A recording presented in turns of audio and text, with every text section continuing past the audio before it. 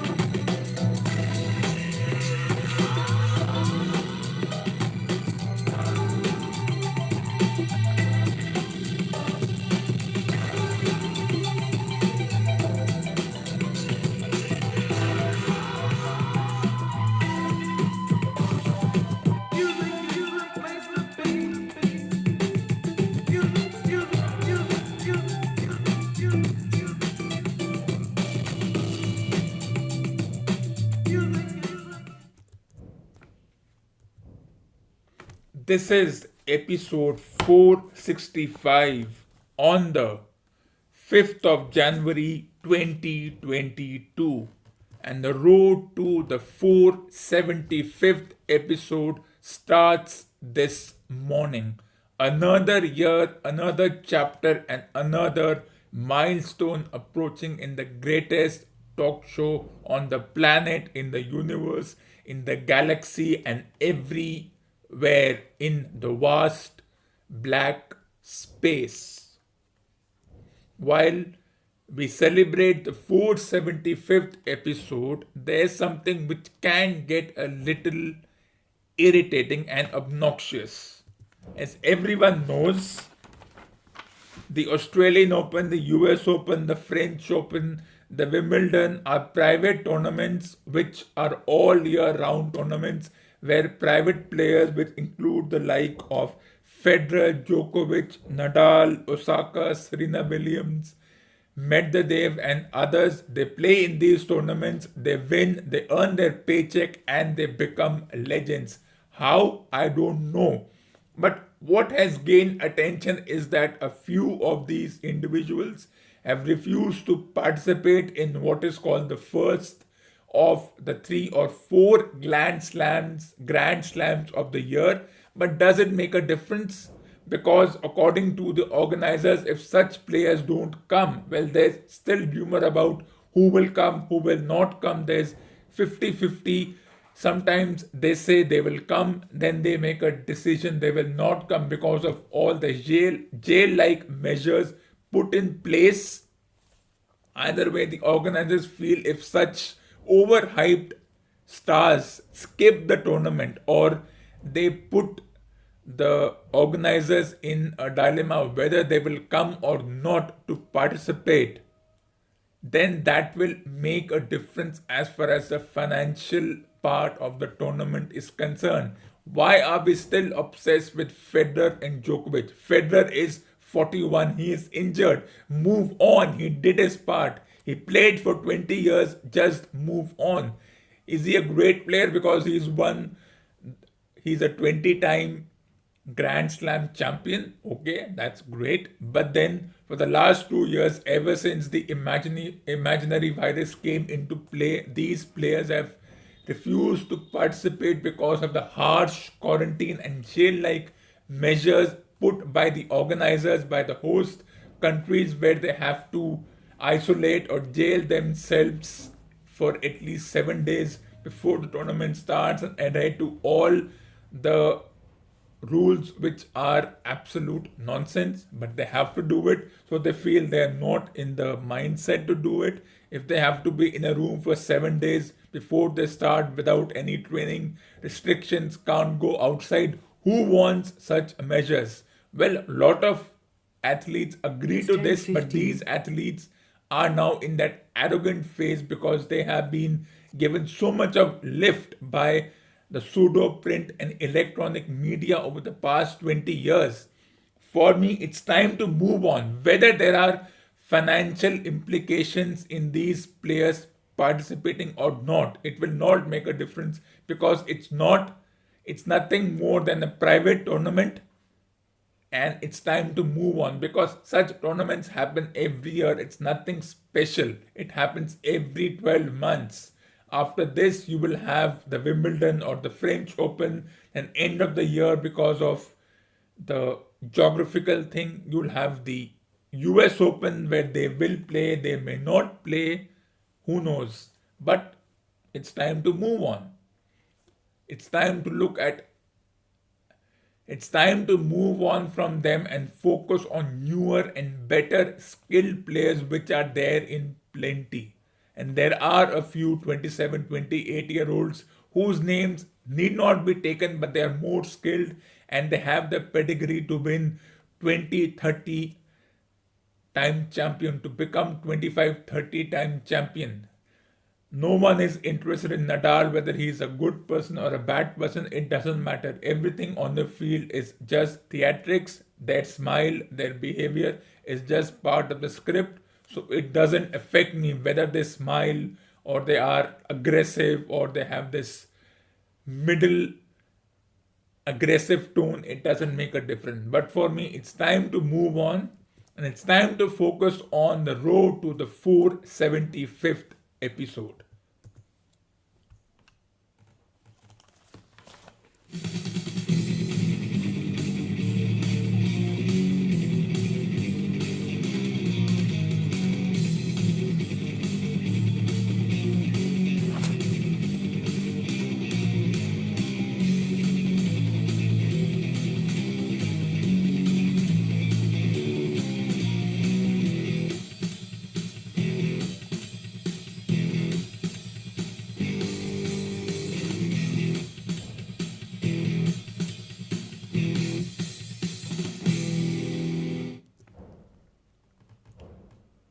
Whether the Australian Open, the French Open, the US Open, the Wimbledon, and other hyped tournaments continue or not, and whether the overhyped players participate or not, what continues is another hyped tournament, that is the India South Africa Ashes Game 2, when India made 200, were bowled out for 200 on day 1. Everyone thought middle order muddle. According to me, no. Poor batting, no. Because India have won matches with worse batting performance, and there are previous examples. There's no point being nostalgic about those examples because we won them. It's good. And of course, we are looking to win a full tournament, make it 2-0. Is it possible? Yes. And of course, the negative campaigning against certain players continues because that's the nature. We don't want them because they're averaging 25 and not 52. The other one is averaging 27 and not 72.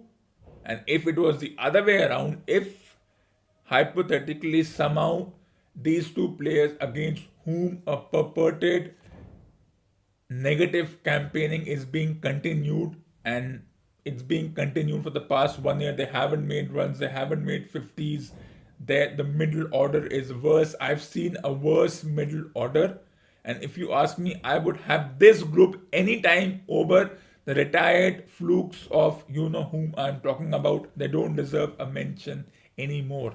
So at 200 all out and South Africa at 1 for 36, you thought South Africa is in a good position.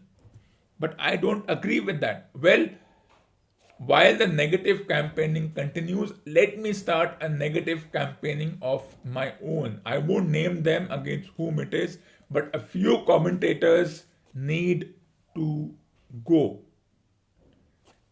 It's like they themselves have no pedigree to say that these players have not performed. One of these players has to go in the next match.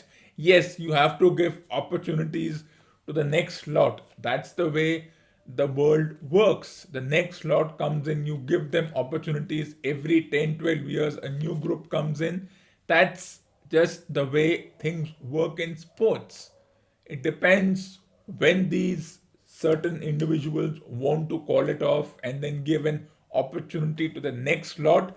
That's between the governing body, the coaches, the players, and that lot.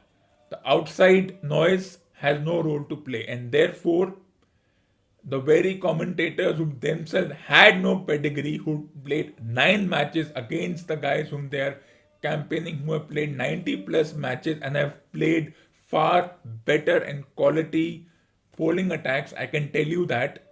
And I won't go into these details because these details are mundane and oxymoron and really don't have any kind of discussion needed. But in short, if you were to ask me whether I would see a Dale Steyn bowl or a Rabada bowl, I would always say Rabada. I would always say Patrick Cummins, Mitchell Stark, and future bowlers.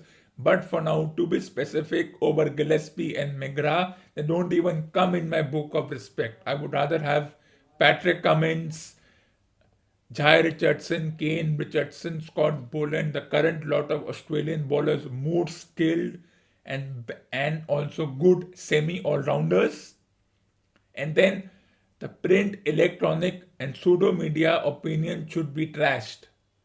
It's written by a bunch of school kids and amateurs who don't even listen to what they have to say. But something which has gained notoriety and which has become a matter of discussion, which surprisingly wasn't there 2 to 3 decades ago, is the over rates. How teams are supposed to bowl 15 overs in an hour. Ideally, it's not ideal, they are supposed to, it's in the rule book, and the umpires have a role to play in that, but they bowl around 12 and a half to 13 overs an hour. Because of breaks or some or the other reason, rain breaks, but I think umpires are equally responsible for slow over rates because a team is fined if you don't adhere to the over rate after the match. Referee looks at all exceptions, but I think the match referees and the International Cricket Council technical committee who makes these rules has to rewrite the whole book because the umpires are equally responsible. Suppose there was a drinks break and after 10 minutes a batter is hit on his hand and the substitute comes in with the drinks, with the towels, with the gloves, and then okay, it's fine, they come in, they have come in before, but the umpires have to say no, don't come right now, you should have changed your equipment during that 4 minute break. Now you have to wait till the next break to allow you to change. I cannot allow this. Okay, the physio comes in, the umpire should say if you are badly injured, the batter or the bowler, you can go out, the other batter can come in, and when you're ready you can come back and start your batting. Either you do that or you move on. The umpires have to take a decision which they cannot, and therefore the players, the batting or the bowling team look at this as a loophole, as an exploitation, and they go ahead and do this. I've seen so many times, even after a break, 10, 12 minutes later, the players want a drink. Okay, it's hot. But then that was 20 years ago. So there has to be some kind of uniformity in that. Okay. And of course, it's hot, it's drinks, everyone needs to be rehydrated, but there has to be some kind of balance in where the umpires say, no, wait, we have a drinks break after 4 or 5 overs or 20, 25 minutes, you can come then. And if you're feeling it's okay, we'll have a break, you can have the drinks to your heart's content, but that's the way things have to work. Because the umpires are helpless and the substitutes, the physios stroll in, they take in their time and neither side has any respect for time. And then what happens? The broadcaster goes into a commercial break because the broadcasters only care about what's coming in and not what's happening. And that's irritating. Of course, there are a lot of factors. Umpires are not to be out of the blame game because you are fined for slow over rates, but if you increase the over rate, which means if a team finishes 90 overs in, let's say, 7 hours and 10 minutes, which is fine, they won't be given additional points. Slow over rate will means points are deducted, but the fast over rates, no, and everyone knows if you have fast bowlers bowling, they will always take time. And then, of course, when you're playing in countries like South Africa and Australia, you will go with 4 or 5 fast bowlers, whether they're bowling at 155 or 125.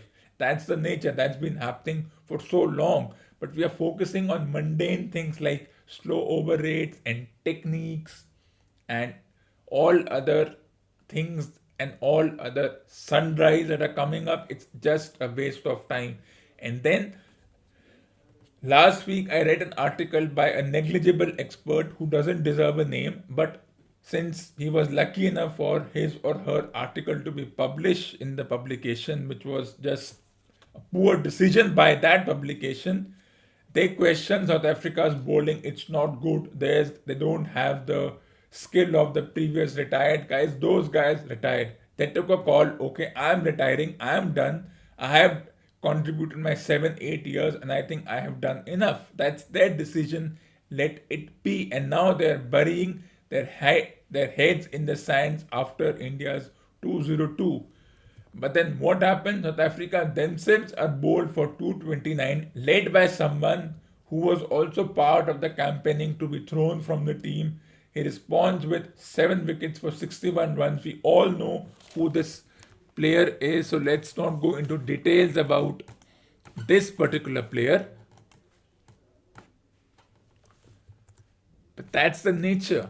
And then India are 85 for 2 with the 2 batters who were on the crease, the very 2 batters against whom the negative campaigning has continued. So how do I look at this particular match? I think it's a 50-50 situation. No team is in a good position. India could easily add another 200 runs and they could get a lead of 260, and South Africa could be chasing 260, 270. Or South Africa will say, no, we are not going to allow you to score so easily.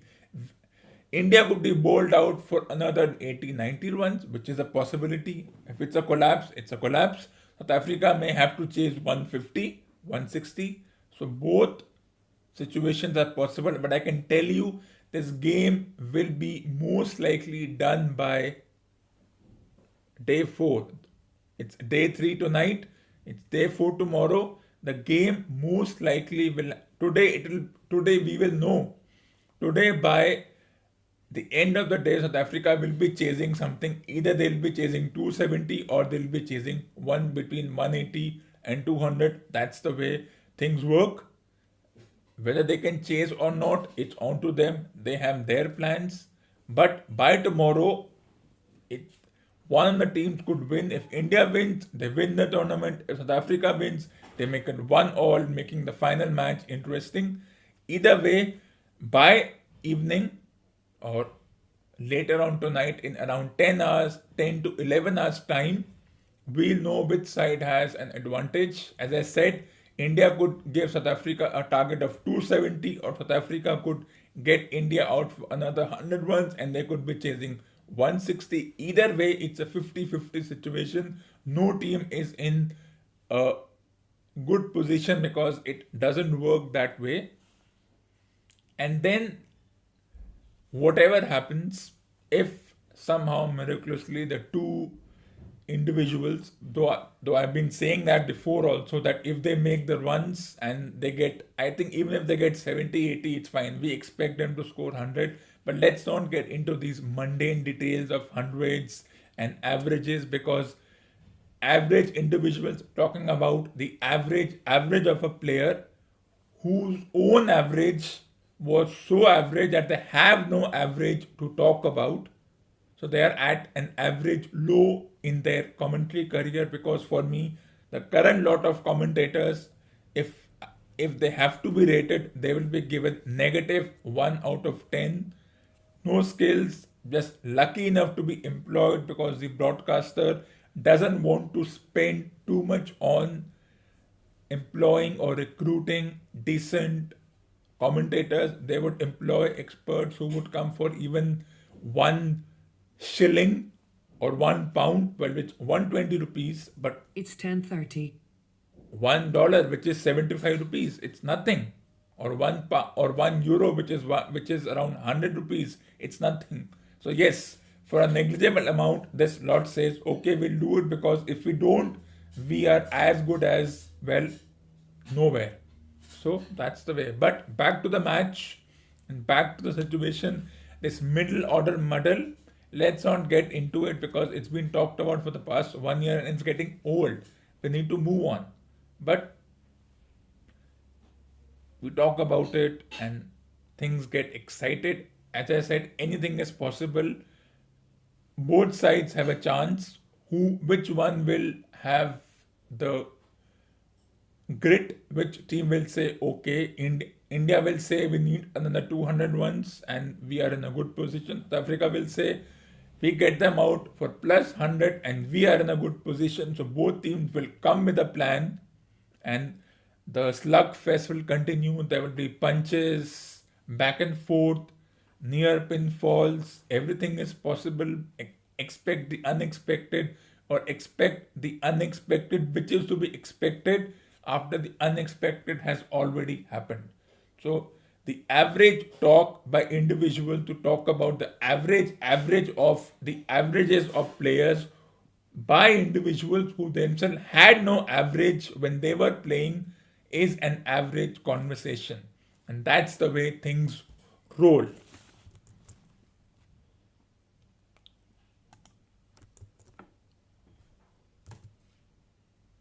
And then the interesting thing was, which I'm coming to right now, that for me this was my team.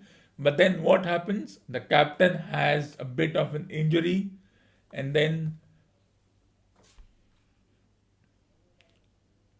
Rahul becomes the captain. That was the breaking news.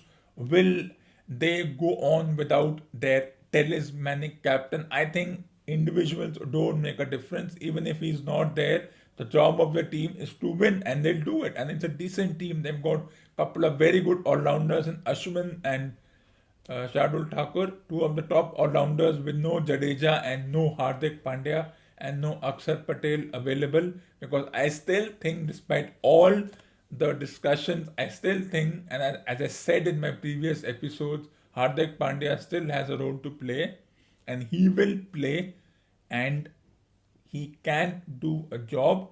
Even if we think he's injured, he doesn't have the pedigree, will he last 5 days? No one knows, but I think he will be contributing. Yes, he's not in the team because of lot of reasons, because of his injury situation. Then I can give you a list of people who were injured worse and they still were lucky enough to play. So who knows what will happen. But I think it was a decent team. Maybe in the next match, if once the captain comes, who will be out, no one knows. Let's say PVR, Pujara, Vihari, Rahane score 45-50 each, and then Kohli comes back. Who does he replace? That will be an interesting question to ponder about, which is left to the team management, the coach, the captain, and the average selection committee led by a chairperson who himself had no pedigree. But when you're lucky to be the chairperson of the selection committee, your average days are meaningless, and that's the way things roll.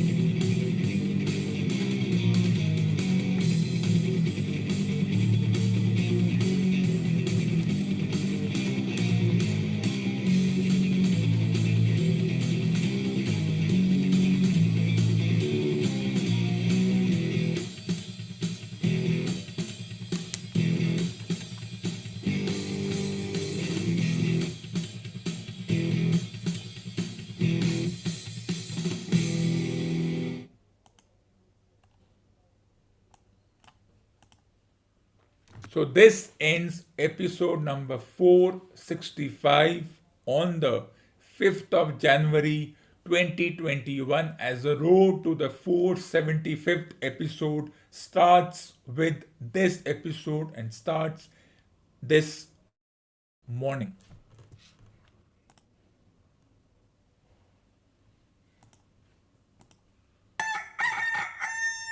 For more awesome content, tune into the next episode of the Weekly Show.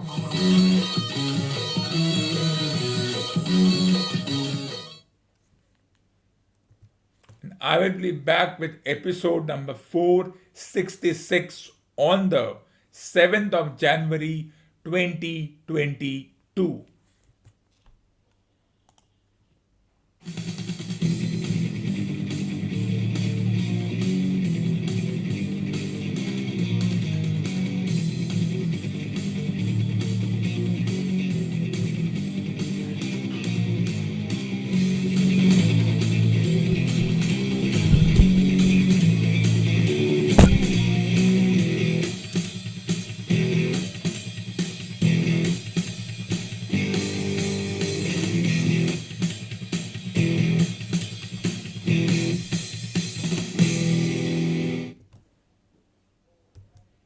While you wait for the next episode, put these legendary books in your must read books column. Once again, put these legendary books in your must read books column.